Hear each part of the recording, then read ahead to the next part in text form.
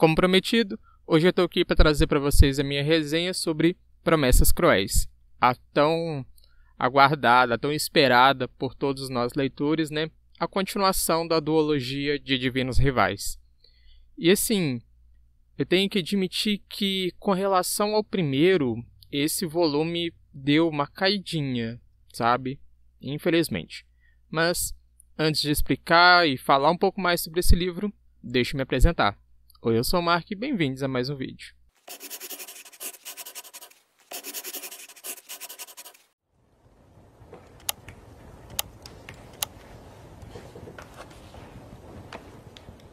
Promessas Cruéis, da autora Rebecca Ross, né?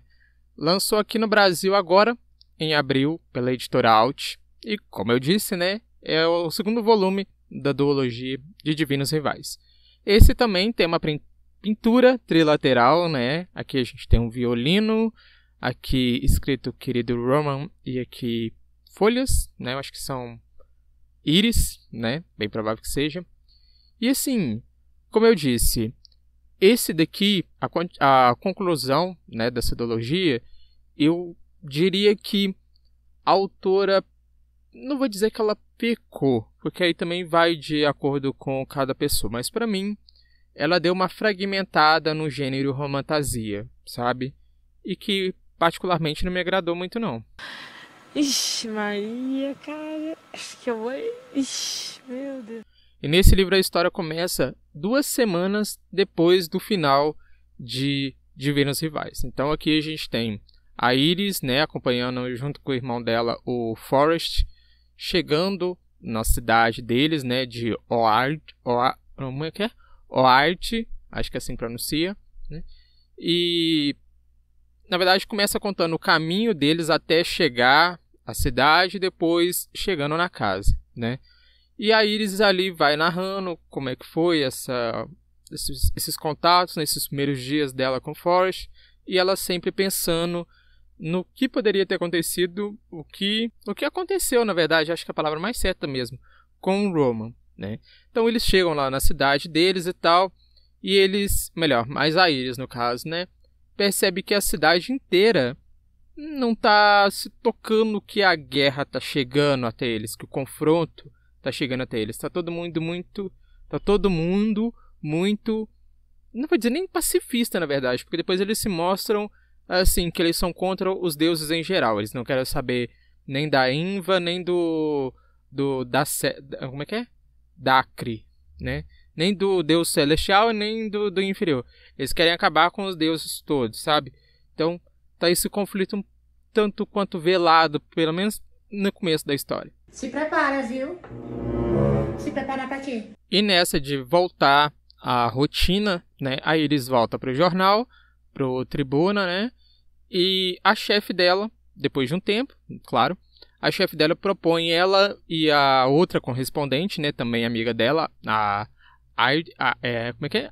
Aitie, acho que é esse mesmo, a voltarem para a linha de frente, de guerra e tal, para poder transmitir para o pessoal de Orhait como é que tá o fluxo da guerra, para mostrar para eles que a guerra tá a caminho deles. E a Iris não pensa 2 vezes antes de embarcar de volta para essa daí. E nessa parte, onde ela volta junto com a melhor amiga, a história também introduz um outro rapaz aqui na história, há bastante cenas de ação, sabe? E isso eu tenho que dizer que foi interessantezinho, foi legal da história. Então segura a marimba aí, mon amor. Segura a marimba aí, mon amor. E enquanto a Iris vai passando essas informações, coletando, né, mais dados e tal, sobre os avanços das tropas do rei do submundo, né, acho que é do deus, né, do submundo, a gente tem a passagem do Roman, a história narrada pela visão do Roman. Então, o Roman não morre no final do primeiro livro, até porque não teria sentido, né, no final das contas. Mas ele é curado, vou falar assim, sem dar muito spoiler, né, entre aspas, pelo Dacre, né, pelo esse deus do submundo, e tem a memória apagada. Então, com isso, ele se vê no modo de, tipo assim, gratidão pelo Deus, por ter curado ele e tudo mais, e começa a escrever pro antigo jornal onde ele trabalhava, né? Agora, acho que era outro que é chamado Tribuna, né? Não lembro, mas pro outro jornal lá, né? O jornal que é voltado para falar sobre o Drak, sabe? E ele acha que tá fazendo bem, que ele tá fazendo certo, que tá só narrando um outro ponto de vista da mesma história. É verdade. E isso tudo acaba mudando quando a Iris recebe esse jornal, né? Ela percebe que o Roman realmente está vivo, que ele está escrevendo para o jornal concorrente do dela, né? Que ele também era funcionário, né? Eu acho que eu posso colocar assim. E ela decide dar um jeito, né? Não vou explanar muito aqui, né? Mas dar um jeito de mandar alguma mensagem para ele, sabe? Então tem essa questão do, pô, mas pera, ele não vai lembrar quem eu sou, então como é que eu posso começar a conversar com ele, ganhar a confiança dele, fazer ele se lembrar de mim, né? E o próprio Roman fica também, pô, mas de quem que é essa carta que tá aparecendo aqui debaixo do meu guarda-roupa, né? Pela porta do guarda-roupa assim, quem é essa pessoa que tá escrevendo para mim e tal? Eu sinto que tem alguma coisa, mas eu não consigo lembrar. Então, o livro vai indo mais ou menos para essa vertente que, querendo ou não, me fez me apegar à história.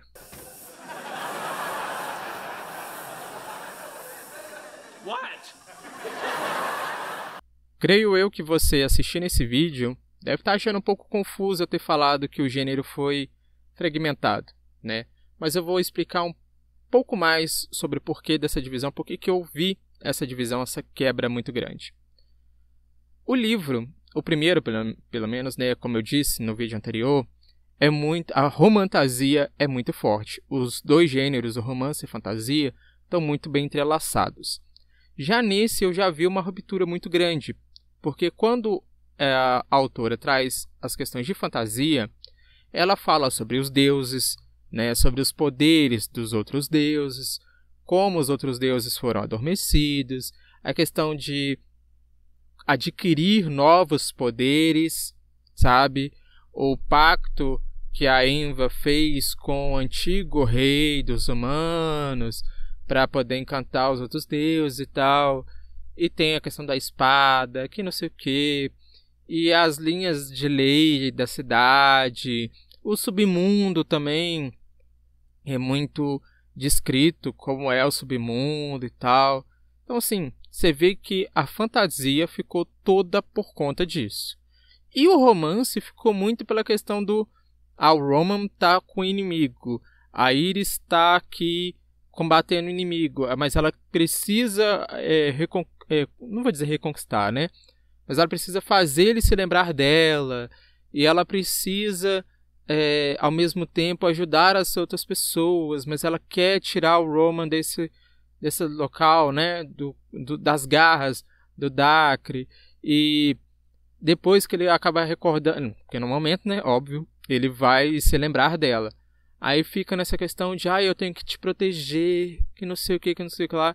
Então, assim, pra mim, nitidamente, houve essa ruptura, porque tudo bem, tem ali uma pitadinha de romance na questão da fantasia, quando falado do romance da Enva com o Drak, sim.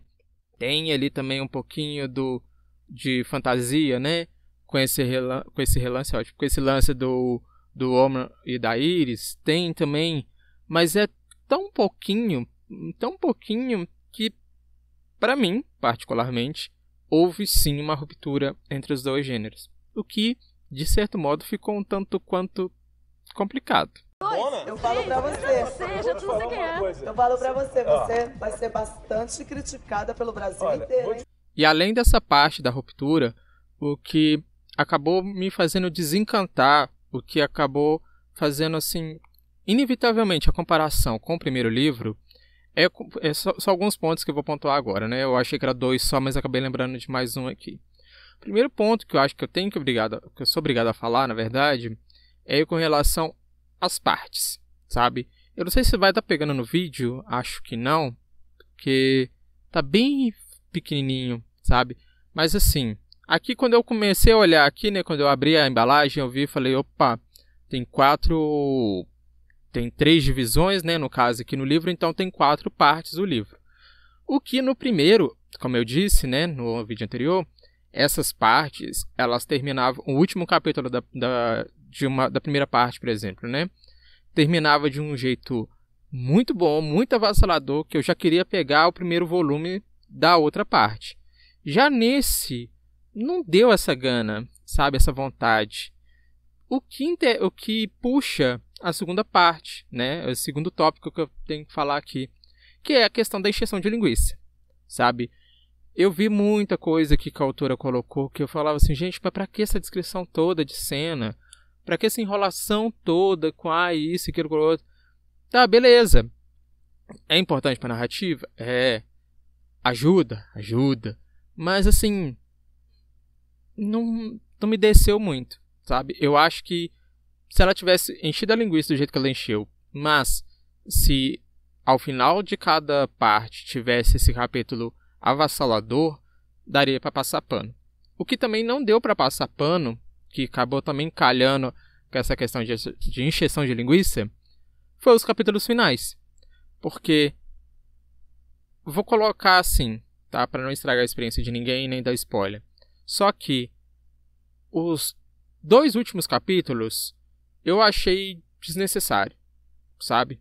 Não que os capítulos em si fossem desnecessários, mas que, pra mim, ela poderia ter escolhido um só dos 2, ter colocado aqui no livro e depois ter trago o epílogo e pronto, acabou a história. Mas não, ela trouxe um final. Eu tava lendo, né? Claro, né? Eu tava lendo, ótimo. Eu lendo o livro, eu tava assim, ó, acabou aqui, né? Nó, que lindo, que história. Aí eu virava, ué, mas tem outro capítulo? Aí eu lia, falei, não, agora acabou, né? Aí depois tinha um epílogo ainda, eu falei, gente, essa mulher não vai acabar de escrever, não? Sabe? Porque literalmente ficou maçante. E assim, um último ponto. O que, na verdade, é um ponto bastante importante que, pra mim, ela poderia, independente da encheção de linguiça, independente das partes, né, estarem maçantes, independente dos capítulos finais estarem, assim, exagerados, se na última carta que a Iris lê nesse livro, que ela recebe de uma certa pessoa, né, nesse livro, fosse diferente, porque quando eu vi que essa pessoa escreveu uma carta para Iris, né, e ela acha essa carta no meio das coisas da pessoa, eu fico assim, nossa, agora eu vou chorar. E aí eu viro a página, começo a ler a carta. A carta tinha descrito ali na carta, né, coisas que o personagem já tinha falado para ela pessoalmente. Aí fiquei assim com a cara de tacho. Falei, sério? Se tivesse trago alguma outra informação, alguma outra coisa bem importante, bem bonita, sabe? Pra mim, eu ia passar pano em tudo isso que eu falei agora. Mas, infelizmente, não me desceu nem um pouco isso. Amiga, não tenho como te defender. Não tenho como ficar do teu lado. E, infelizmente, esses foram os pontos que me fez não favoritar esse livro, sabe? A parte da fantasia, quando fala sobre a guerra, quando a história dos deuses, a questão dos poderes, né? A questão do porquê dessa pintura trilateral aqui, sabe? Todo o universo que foi criado por conta da fantasia em si, nossa, chuchu, beleza, sabe? Eu amei, gostei pra caramba.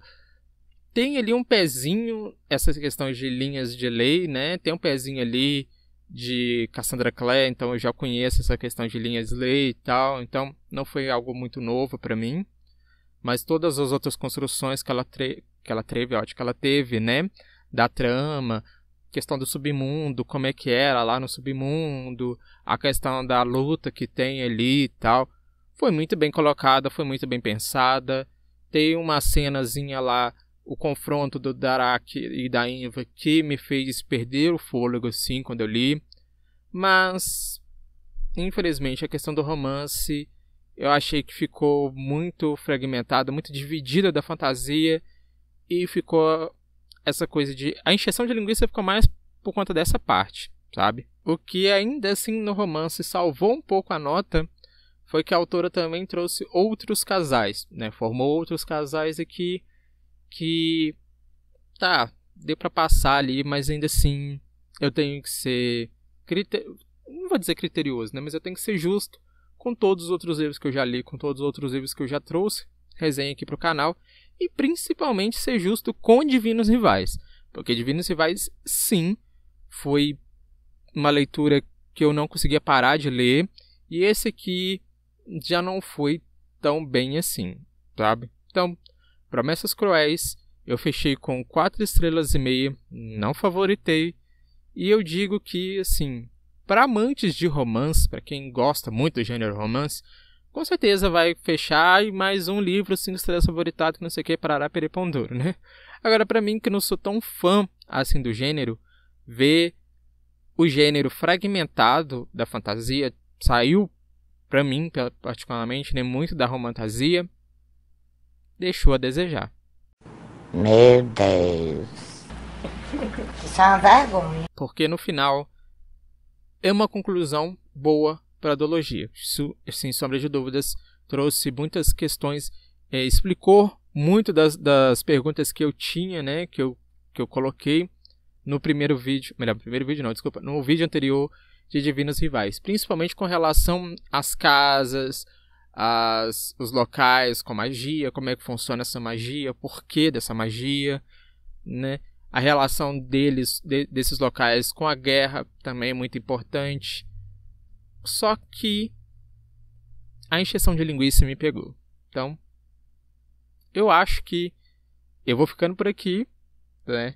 Espero encontrar uma série ou um volume único, ou que seja até uma duologia de romantasia, onde no segundo volume ou nos outros volumes o autor ou a autora, né, não decaia tanto assim, não desfragmente tanto esses dois gêneros, né? Bom, sim, espero.